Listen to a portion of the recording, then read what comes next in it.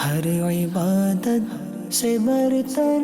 عبادت نماز، ساری دولت سے بڑھ کر ہے دولت نماز، ہر عبادت سے برتر عبادت نماز۔ الحمد للہ رب العالمین والصلاة والسلام علی سید المرسلین، اما بعد فاعوذ باللہ من الشیطان الرجیم،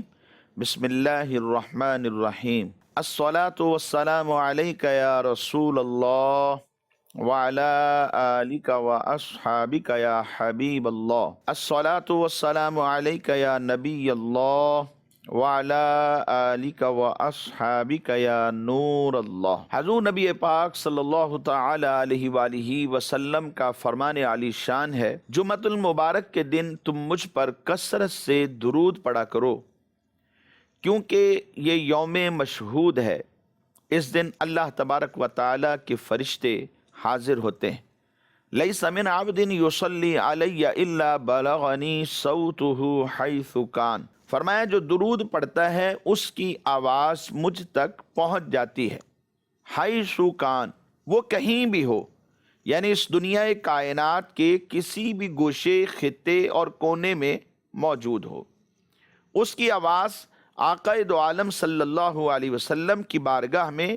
پہنچ جاتی ہے۔ صحابہ کرام علیہ رضوان نے عرض کی، قلنا بعد وفاتک، کہتے ہیں کہ ہم نے عرض کیا یا رسول اللہ صلی اللہ علیہ وسلم، کیا آپ کے وصال ظاہری کے بعد بھی یہی کیفیت ہوگی کہ درود ہم پڑھیں گے اگرچہ کہیں بھی ہوں، آواز مصطفیٰ جان رحمت صلی اللہ علیہ وسلم کی خدمت میں پہنچ جایا کرے گی؟ تو نبی پاک صلی اللہ علیہ وسلم نے فرمایا، بعد وفاتی، ہاں میرے وصال ظاہری کے بعد بھی یہی کیفیت ہوگی۔ اور اس کی وجہ بھی ارشاد فرمائی، ان اللہ حرم علی الارض ان تأکل اجساد الانبیاء، بے شک اللہ تبارک و تعالی نے زمین پر نبیوں کے جسموں کو کھانا حرام قرار دیا ہے۔ صلو علی الحبیب صلی اللہ تعالی علی محمد صلی اللہ علیہ وسلم۔ پیارے اسلامی بھائیوں، مدنی چینل کے ناظرین، ہم آج پھر اپنے سلسلے احکام نماز میں آپ کو خوش آمدید کہتے ہیں۔ اصول ثواب کی خاطر بیان سننے سے پہلے اچھی نیتیں بھی فرما لیجیے کہ فرمان مصطفیٰ صلی اللہ علیہ وسلم ہے، نیت المؤمن خیر من عملہ، مومن کی نیت اس کے عمل سے بہتر ہے۔ مدنی چینل کے ناظرین، ہر چیز کی بنیاد اسلام ہے، اور اسلام کی جو بنیاد ہے وہ نماز ہے۔ حضرت معاذ بن جبل رضی اللہ تعالی عنہ نبی کریم صلی اللہ علیہ وسلم سے روایت کرتے ہیں، آپ نے ارشاد فرمایا کہ ہر چیز کی جو بنیاد ہے وہ اسلام ہے، اور اسلام کی بنیاد نماز ہے۔ اور ایک حدیث مبارک میں نبی پاک صلی اللہ علیہ وسلم نے ارشاد فرمایا، احب الاعمال الی اللہ الصلاۃ، اللہ تبارک و تعالی کی بارگاہ میں، اللہ تبارک و تعالی کے نزدیک سب سے زیادہ جو عمل محبوب ہے، پسندیدہ ہے، فرمایا وہ نماز ہے۔ اور ایک دوسری حدیث مبارک میں نبی کریم صلی اللہ علیہ وسلم کی خدمت میں جب یہ بات دریافت کی گئی کہ یا رسول اللہ صلی اللہ علیہ وسلم، اللہ تبارک و تعالی کی بارگاہ میں عملوں کے اعتبار سے جو سب سے افضل عمل ہے وہ کیا ہے؟ تو نبی پاک صلی اللہ تعالی علیہ وآلہ وسلم نے ارشاد فرمایا، الصلاۃ، یعنی نماز۔ اللہ رب العزت کی بارگاہ میں اعمال میں جو پسندیدہ، جو افضل عمل ہے وہ نماز ہے۔ پچھلی حدیث مبارک میں تھا کہ رب کی بارگاہ میں محبوب عمل یہ نماز ہے، اور اس حدیث مبارک میں پوچھا گیا کہ افضل عمل اللہ کی بارگاہ میں کیا ہے؟ تو فرمایا گیا کہ نماز ہے۔ اور ایک حدیث مبارک میں آقا دو عالم صلی اللہ علیہ وسلم نے یہ ارشاد فرمایا کہ جس بندے نے 2 رکعت نماز نفل پڑھے اور اس میں بھولا نہیں، تو اللہ تبارک و تعالی اس بندے کے پچھلے تمام جو گناہ ہیں انہیں بخش دیتا ہے۔ یعنی نماز جو ہے یہ بندے کے گناہوں کی بخشش کا سبب بن جاتی۔ نماز کی اہمیت کا اندازہ اس بات سے لگائیے کہ انسان سے بتقاضۂ بشریت اگر کوئی گناہ سرزد ہو گیا ہے تو رب تبارک و تعالی اس کی نماز کی برکت سے وہ اس کا گناہ معاف کر دیتا ہے۔ ایک حدیث مبارک میرے ذہن میں آئی تو میں عرض کرتا چلوں، سرکار دو عالم صلی اللہ علیہ وسلم کہیں تشریف فرما تھے کہ وہاں پر ایک شخص آئے اور انہوں نے کہا یا رسول اللہ صلی اللہ علیہ وسلم، مجھ سے ایک ایسا گناہ سرزد ہو گیا ہے کہ جس کے اوپر حد واجب ہوتی ہے، تو مجھے پاک کیجئے، یعنی مجھ پر جو حد جاری ہوتی ہے وہ حد جاری کر دیجئے۔ اسی دوران کی گفتگو ہو رہی تھی، نماز کا وقت ہوا، سرکار دو عالم صلی اللہ علیہ وسلم نے نماز پڑھائی، صحابہ کرام علیہم رضوان نے پیچھے صف بنا لی اور یہ شخص بھی ان کے ساتھ کھڑے ہو گئے، انہوں نے وہ فرض نماز ادا کی۔ بعد میں پھر نبی کریم صلی اللہ علیہ وسلم کی خدمت میں آئے اور کہنے لگے یا رسول اللہ صلی اللہ علیہ وسلم، مجھ سے ایک ایسا گناہ سرزد ہو گیا ہے کہ جس کی وجہ سے حد واجب ہوتی ہے، تو آپ مجھے پاک کر دیجئے، یعنی مجھ پر حد کو جاری کیجئے۔ تو نبی پاک صلی اللہ علیہ وسلم نے فرمایا کیا تو نے ابھی نماز پڑھی؟ یعنی ہم نے جب نماز پڑھی تھی کیا اس نماز میں شامل ہو گئے اور نماز ادا کی ہے؟ تو انہوں نے عرض کیا جی ہاں یا رسول اللہ صلی اللہ علیہ وسلم، میں نے نماز پڑھی ہے۔ تو سرکار دو عالم صلی اللہ علیہ وسلم فرمانے لگے تیری اس نماز کی وجہ سے رب تبارک و تعالی نے تیرے اس گناہ کو معاف کر دیا ہے۔ تو مدنی چینل کے ناظرین، نماز بندے کے گناہوں کو دھو ڈالتی ہے۔ اتنا اہم کام کہ جو ہمارے گناہوں کی بخشش کا سبب بن جائے، اسے ترک کرنا یہ کوئی عقل مندی کی بات نہیں ہے۔ نبی پاک صلی اللہ تعالی علیہ وآلہ وسلم فرماتے ہیں کہ بندے کے کفر اور ایمان کے درمیان میں جو چیز حائل ہے وہ نماز ہے۔ اگر کسی نے اسے چھوڑ دیا تو اس نے گویا کہ دین کو ترک کر دیا۔ اور ایک مرتبہ آپ نے فرمایا کل بروز قیامت جب اسے نور کی ضرورت پڑے گی، جب اسے روشنی کی ضرورت پڑے گی، جب اسے نجات کی ضرورت پڑے گی، تو یہ نماز نہ تو اس کے لیے نور کا کام دے گی اور نہ ہی روشنی اور نہ نجات کا کام دے گی، بلکہ وہ قیامت کے دن قارون، فرعون، حامان اور ابی بن خلب کے ساتھ ہوگا، یعنی ان کے ساتھ اس کا حشر کیا جائے گا، الامان والحفیظ۔ نبی پاک صلی اللہ علیہ وسلم نے ایک موقع پر ارشاد فرمایا جو ہماری نماز کی طرح نماز پڑھے، ہمارے قبلے کو مانے اور ہمارے ذبیحہ کو کھائے، وہ ہماری ہی طرح ہے اور ہمارے حقوق اس کے لیے بھی ہے۔ مدنی چینل کے ناظرین، اگر ہم چاہتے ہیں کہ ہمیں دونوں جہانوں میں کامیابیاں مل جائیں اور سعادت ہمارا مقدر بن جائے، تو زندگی میں نماز کے ساتھ ہمیں لگاؤ رکھنا پڑے گا۔ اسے لازم بنا لیجئے کہ یہ ہمارا گویا کہ ایک جزو لازم ہے۔ جیسے نماز کا وقت ہوا فوراً نماز ادا کر لینی چاہیے۔ اور جو مرد حضرات ہیں، قریبی مسجد ہے، مسجد کے اندر جا کر نماز پڑھنا ان کے اوپر واجب ہے، تو مسجد کی جماعت کو پالیں۔ بغیر کسی عذر شرعی کے مسجد کی جماعت کو ترک کر دینا یہ گناہ کا کام ہے۔ نبی پاک صلی اللہ علیہ وسلم نماز کے حوالے سے ارشاد فرماتے ہیں، آپ نے فرمایا الصلاۃ مفتاح الجنہ، کہ بے شک جنت کی کنجی نماز ہے، یا یوں کہہ لیں کہ نماز جنت کی کنجی ہے، جنت کی چابی ہے۔ بس آپ اس حدیث مبارک سے ہی اندازہ لگا لیجئے کہ جو شخص بھی اس فانی دنیا میں نماز کی پابندی کرتا ہے اور صحیح طریقے سے نماز کو ادا کرتا ہے، تو بے شک نماز اس کے حق میں جنت کی چابی بن جاتی ہے، اور دو جہاں میں وہ شخص کامیاب ہو جائے گا، خائب و خاسر نہیں ہوگا، بلکہ کامیابی اور کامرانی اس بندے کا مقدر بن جائے گی، اور کبھی بھی اللہ تبارک و تعالیٰ کی رحمت سے یہ شخص مایوس نہیں ہوگا۔ اللہ تبارک و تعالیٰ سے دعا ہے کہ اللہ رب العزت ہمیں نماز کی پابندی کے ساتھ ساتھ اس کے مقررہ وقت پر اسے ادا کرنے کی توفیق نصیب فرمائے، کیونکہ نماز وقت باندھا ہوا فرض ہے،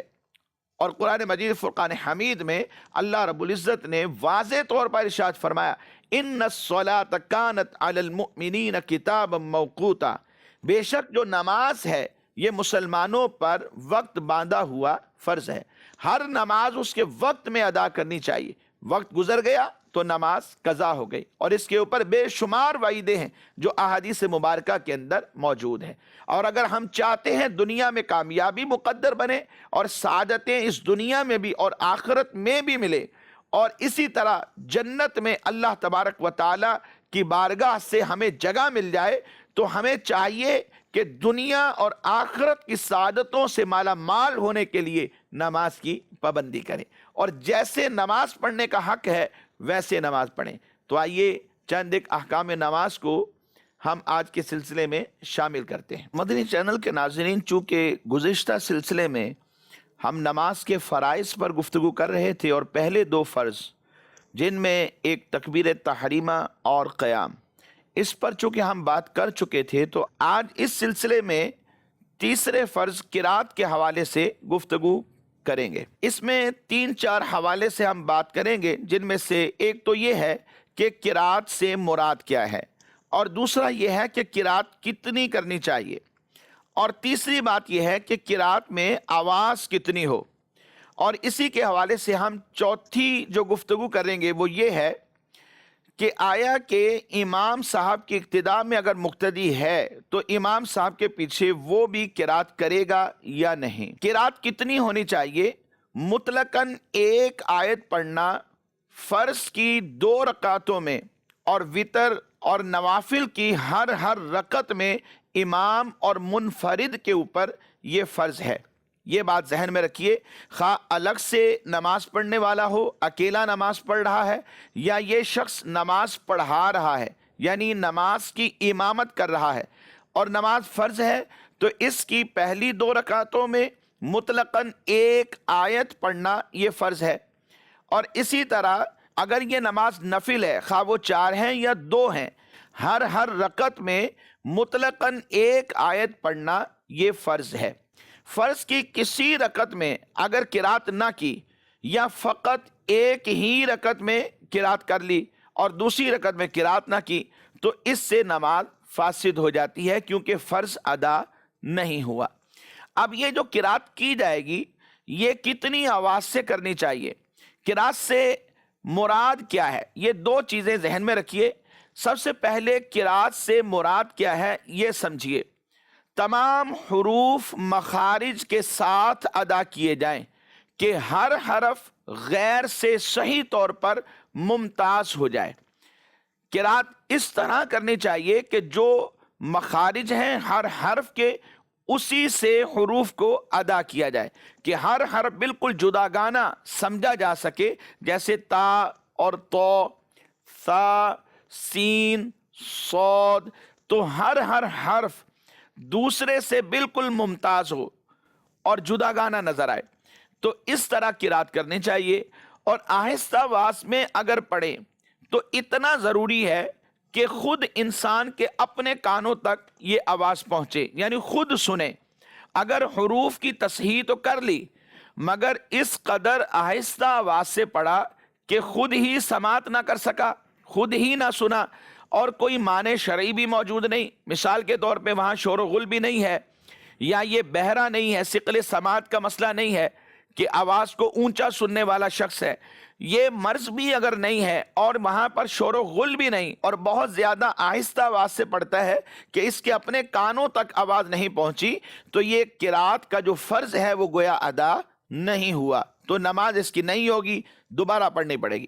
لہذا اس بات کو ذہن میں رکھ کے وہ لوگ اس سے سبق حاصل کریں جو نماز تو شروع کر لیتے ہیں، پھر اس کے بعد ان کے ہونٹ بند ہوتے ہیں، دل ہی دل میں پڑھتے رہتے ہیں، یا زبان بھی اگر ہلتی ہے تو وہ اندر ہی اندر ہلاتے رہتے ہیں، اور الفاظ کی ادائیگی نہیں ہوتی، تو ان کی نماز درست نہیں ہے۔ انہیں چاہیے کہ منہ کھول کے پڑھا کریں، اتنی آواز سے کہ خود ان کی سماعتوں تک آواز پہنچ جائے، بشرطے کہ کوئی معنی موجود نہ ہو، جیسے ثقل سماعت کی بات کی گئی اور شور و غل کی بات کی گئی۔ اب اس میں جو چوتھی بات ہے جس کے اوپر ہم گفتگو کرنے جا رہے ہیں وہ یہ ہے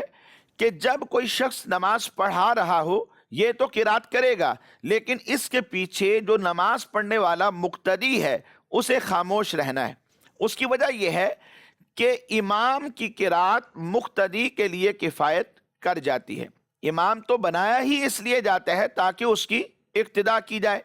اور اس میں ایک حدیث مبارک میں آپ کے گوش گزار کر دوں، نبی پاک صلی اللہ علیہ وسلم نے ارشاد فرمایا کہ امام کی قرات یہ مقتدی کے لیے کافی ہوتی ہے، کہ جو امام نے پڑھا وہی مقتدی کے لیے قرات کہلائے گی۔ ہاں جہاں تسبیحات پڑھنی ہے، جیسے رکوع میں چلے گئے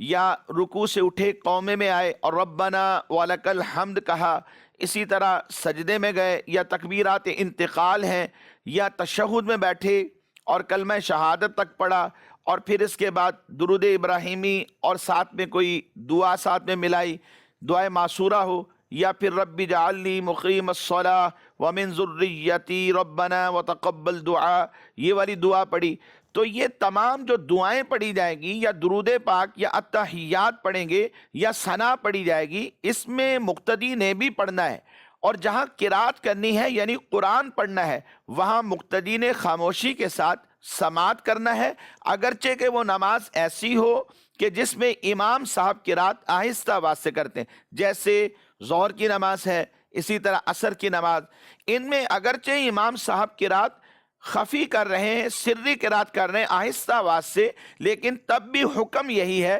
کہ مقتدی خاموش رہے، کیونکہ حدیث میں موجود ہے کہ امام کی قرات مقتدی کے لیے کافی ہوتی ہے۔ اب نماز کے فرائض میں سے جو چوتھا فرض ہے وہ ہے رکوع۔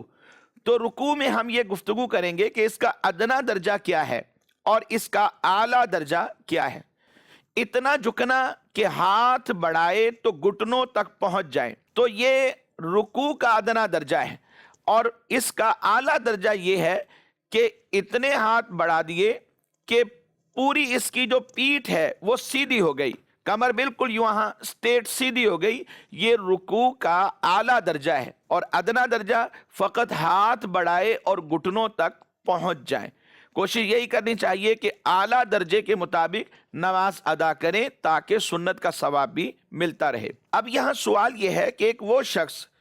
کہ جس کا کب نکل آتا ہے، کمر ٹیڑھی ہو گئی، کمر جھک گئی ہے، یہاں تک کہ وہ ہاتھ بڑھائے تو گھٹنوں تک پہنچ جاتے ہیں، تو پھر اس کا رکوع کیا ہوگا؟ اس کے تو ہاتھ پہلے ہی بڑھائے تو گھٹنوں تک پہنچ جاتے ہیں۔ اس حوالے سے فقہا نے لکھا، چونکہ ہر بات کا حل شریعت مطہرہ میں موجود ہے، فقہا لکھتے ہیں کہ وہ شخص کہ جس کا کب نکل آئے، اس کی کمر جھک جائے اور حد رکوع کو پہنچ گئی ہو، تو وہ رکوع کے لیے صرف سر سے اشارہ کرے گا تو اس کا رکوع ہو جائے گا۔ نماز کے فرائض میں سے جو پانچواں فرض ہے وہ ہے 2 سجدے کرنا۔ سجدے کی حقیقت کیا ہے؟ اس کے حوالے سے فقہا نے یہ لکھا کہ پیشانی کا زمین پر جمنا، یعنی زمین کی سختی کا محسوس ہو جانا، پیشانی کا جم جانا، یہ سجدے کی حقیقت ہے، اور پاؤں کی جو 10 انگلیاں ہیں ان میں سے ایک انگلی کا پیٹ زمین پر لگ جانا، اس سے سجدہ ادا ہو جاتا ہے۔ تو اگر کسی نے اس طرح سجدہ کیا کہ دونوں پاؤں اس کے زمین سے اٹھے رہے، یعنی ایک بھی انگلی کا پیٹ زمین پر نہیں لگا، تو ایسے بندے کی نماز نہیں ہوگی، بلکہ اگر صرف انگلی تو لگی لیکن اس کا پیٹ نہیں لگا، اس کی نوک لگی ہے، تو ایسی صورت میں بھی اس کا سجدہ نہیں ہوگا۔ اور لوگوں کی ایک تعداد ہے جو اس عمل سے غافل ہیں، کئیوں کے تو پاؤں اٹھے ہوئے ہوتے ہیں، کئیوں کے اگر لگتے ہیں تو صرف نوکیں لگی ہوتی ہیں، پاؤں کا یہ پیٹ مڑ کر اس طرح کہ نحو القبلہ یعنی قبلے کی طرف ہو جائے، اس طرح نہیں ہوتا۔ تو انگلیاں جب لگائیں گے تو اس انداز سے لگائیں کہ فرض ادا کم سے کم ہو جائے اور واجب بھی ساتھ میں ادا ہو جائے۔ فرض اس میں یہ ہے کہ کم سے کم ایک انگلی کا پیٹ مڑ کر زمین پر لگ جائے، اور واجب یہ ہے کہ اکثر انگلیاں یعنی دونوں پاؤں کی 3 انگلیاں اگر رب نے دی ہیں تو مڑ کر یہ زمین پر ان کا پیٹ لگ جائے،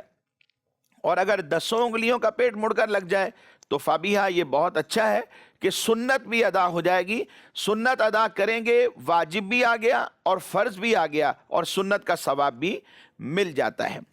اور اگر کوئی عذر ہو، کسی عذر کی وجہ سے پیشانی زمین پر نہ لگا سکتے ہوں، تو اس پر پھر فقہا نے یہ کہا تو صرف ناک زمین پر لگا دی جائے۔ پیشانی اگر نہیں لگ سکتی تو یہ ناک فقط زمین پر، اس کی اگر نوک لگ جاتی ہے تو صرف نوک لگنا کافی نہیں، یہ نرم ہڈی اس کی زمین پر لگانا یہ کفایت کرے گا۔ تو اس طرح بھی اگر کر لیں گے تو اس کا سجدہ ہو جائے گا، کیونکہ یہ شرعی عذر کی بنا پر اپنی پیشانی زمین پر نہیں لگا پا رہے۔ اور یہ بات بھی ذہن میں رکھیے کہ ہر رکعت میں 2 بار سجدہ کرنا یہ فرض ہے۔ ایسا نہیں ہے کہ ایک کر لیں گے تو پھر نماز ہو جائے گی اور پھر آخر میں سجدہ صاف کرنے سے کفایت کر جائے گی، نہیں، بلکہ 2 بار سجدہ کرنا یہ ہر رکعت میں فرض ہے۔ اگر کریں گے تو نماز ہوگی، اگر نہیں کریں گے تو اس طرح نماز نہیں ہوگی بلکہ اسے دوبارہ پڑھنا پڑے گا۔ مدنی چینل کے ناظرین، ضمناً سجدے کی سنتیں بھی سماعت کر لیجئے۔ سجدے میں فقہا نے لکھا، جانے کے لیے اور سجدے سے اٹھنے کے لیے اللہ اکبر کہنا سنت ہے، یہ تکبیر انتقال ہے۔ سجدہ میں کم از کم 3 بار سبحان ربی الاعلی کہنا یہ سنت ہے۔ سجدے میں ہتھیلیاں زمین پر رکھنا، ہاتھوں کی انگلیاں ملی ہوئی قبلہ رخ رکھنا۔ مرد کے لیے سجدے میں سنت یہ ہے کہ بازو کروٹوں سے اور جو رانے ہیں وہ پیٹ سے بالکل جدا رکھیں۔ کلائیاں زمین پر نہ بچھائیے۔ ہاں، جب صف میں ہوں تو پھر بازو کروٹوں سے جدا نہ کریں۔ اس کی وجہ یہ ہے کہ ساتھ والے جو نمازی ہیں ہمارے بازوؤں کی وجہ سے انہیں تکلیف نہ پہنچے۔ اور مزید یہ کہ سجدہ میں دونوں پاؤں کی 10 انگلیوں کا پیٹ اس طرح زمین پر لگائیے کہ 10 انگلیاں قبلہ رخ ہو جائیں۔ اور مزید یہ کہ سجدے میں جائیں تو زمین پر پہلے گھٹنے رکھیں۔ جب سجدے میں جا رہے ہوتے ہیں تو ہمارے جو گھٹنے ہیں انہیں پہلے زمین پر رکھا جائے، پھر اس کے بعد ہاتھ رکھیں، پھر ناک کی ہڈی لگائیں اور پھر چوتھے نمبر پر پیشانی زمین پر رکھی جائے۔ اور جب سجدے سے اٹھیں تو پھر اس کا الٹ کریں، یعنی پہلے پیشانی اٹھائیں، پھر ناک زمین سے جدا کریں، پھر اس کے بعد ہاتھ اٹھا کر اپنی رانوں پر رکھیں، اور پھر اگر قیام کی طرف کھڑا ہونا ہے تو اب گھٹنوں کو اٹھایا جائے اور قیام کی طرف آ جائیں۔ تو یہ سجدے کی سنتیں ہیں، انہیں بھی ذہن میں رکھیے۔ اگر زمین پر کوئی ایسی چیز ہے کہ جس کی طے بن جاتی، جیسے آج کل ہمارے ہاں بعض ایسی صفیں ہیں جن کے نیچے فوم ہوتا ہے اور وہ بھی بہت موٹا ہوتا ہے، کارپٹ بھی بچھا ہوا ہے، اس کے ساتھ فوم بھی لگا ہوا ہے، یا قلین اوپر بچھے ہوتے ہیں، یہاں تک کہ زمین کی سختی محسوس نہیں ہوتی، یا پھر ہماری پیشانی ان کے اوپر نہیں جمتی، تو وہاں پر سجدہ اس انداز میں کرنا پڑے گا کہ زور دیں یہاں تک کہ زمین کی سختی محسوس ہو جائے۔ لیکن عام طور پہ بہت مشکل ہوتا ہے، جن کو مسائل پتہ ہیں وہ تو کر لیتے ہیں، لیکن جو مسائل سے لا علم ہے وہ ایسے ہی ہلکا سا بس لائٹ سا اپنا سر رکھا اور پھر اٹھ جاتے ہیں، تو ان کا سجدہ اس طرح ادا نہیں ہوگا۔ تو اس لیے نماز کے لیے جو صفیں مسجد میں بچھائی جاتی ہیں، انتہائی اس کے بارے میں کانشیس رہیں، خیال رکھیں، اور محتاط انداز سے پہلے دیکھ لیا کریں کہ سجدہ ہو سکتا ہے یا نہیں۔ اگر ہو سکے تو سجدے کی جگہ پر وہاں نیچے فوم نہ رکھیں، تاکہ چٹائی کے اوپر جب پیشانی رکھی جائے تو سر جم جائے۔ تو اس طرح ان مسائل کا خیال رکھیے۔ آئیے ناظرین، آج کے سلسلے میں ہم چند ایک ریکارڈڈ سوالات بھی شامل کرتے ہیں۔ جی سوال چلائیے۔ محمد آصف اطہری، میرا مفتی صاحب کی بارگاہ میں سوال عرض یہ ہے، اگر صرف مقتدی سے نماز میں امام کے پیچھے بھول کر واجب چھوٹ جائے تو کیا حکم ہے؟ مقتدی سے اگر امام کے پیچھے بھول کر کوئی واجب ترک ہو جاتا ہے، واجب رہ جاتا ہے، تو اس کی نماز پھر بھی ہو جائے گی، کیوں جب تک یہ امام صاحب کے پیچھے ہے، اگر جان بوجھ کر نہیں کرے گا، بھول کر ایسا ہو گیا ہے، تو یہ امام صاحب کے پیچھے کفایت کر جائے گا، اور اس کے اس واجب کے ترک کی بنا پر اس کے اوپر سجدہ صاحب بھی لازم نہیں ہوگا اور اس کی نماز ہو جائے گی۔ مزید سوال چلائیے۔ میرا نام زین العابدین ہے۔ میرا مفتی صاحب کی بارگاہ میں یہ سوال عرض ہے کہ فرض نمازوں کے بعد کے نوافل، مثلاً ظہر اور مغرب کی سنتوں کے بعد کے نوافل، یوں ہی عشاء کے آخری 2 نفل نہ پڑھنا کیسا ہے؟ اس کے متعلق حکم شرعی ارشاد فرما دیں، جزاک اللہ خیرہ۔ سب سے پہلے نفل کے حوالے سے حکم شرعی جان لیجئے، وہ یہ ہے کہ ادا کریں تو ثواب ملے گا، اور اگر چھوڑ دیں گے تو کوئی گناہ نہیں ملے گا۔ لیکن پھر بھی انسان کو نوافل پڑھتے رہنا چاہیے، نوافل ترک نہیں کرنے چاہیے، کہ احادیث مبارکہ کے اندر جو مضامین وارد ہیں اس سے یہ بات سمجھ آتی ہے کہ نوافل پڑھنے سے بندہ اللہ تبارک و تعالیٰ کا قرب حاصل کر لیتا ہے۔ اسی طرح قیامت کے دن انسان کے فرائض میں جو کمی ہو جائے گی، بعض روایات کے اندر یہ بات بھی موجود ہے کہ وہ نوافل کے ذریعے پوری کی جائے گی۔ تو اب اس سے نوافل کی اہمیت کا اندازہ کر لیجئے کہ نوافل ہمارے لیے کتنے اہم ہیں، اور سب سے بڑی بات یہ ہے کہ اللہ تبارک و تعالیٰ کی رضا اور اس کا قرب مل جانا یہ دنیا میں بھی اور آخرت میں بھی بندے کے لیے نجات کا سبب بن جائے گا۔ تو اس لیے نوافل کی کثرت کیجئے، اگر کثرت نہیں کر سکتے تو کم سے کم نمازوں کے بعد جو نوافل ہیں انہیں لازمی پڑھا کریں۔ مدنی چینل کے ناظرین، ہمارے آج کے اس سلسلے کا وقت اختتام کو پہنچا۔ دعا گو ہیں اللہ تبارک و تعالی ہم سب کی حاضری کو اپنی بارگاہ میں قبول فرمائے، آمین بجاہ النبی الامین صلی اللہ تعالی علیہ وآلہ واصحابہ وبارک وسلم۔ ہر عبادت سے برتر عبادت نماز، ساری دولت سے بڑھ کر ہے دولت نماز، ہر عبادت سے برتر عبادت نماز۔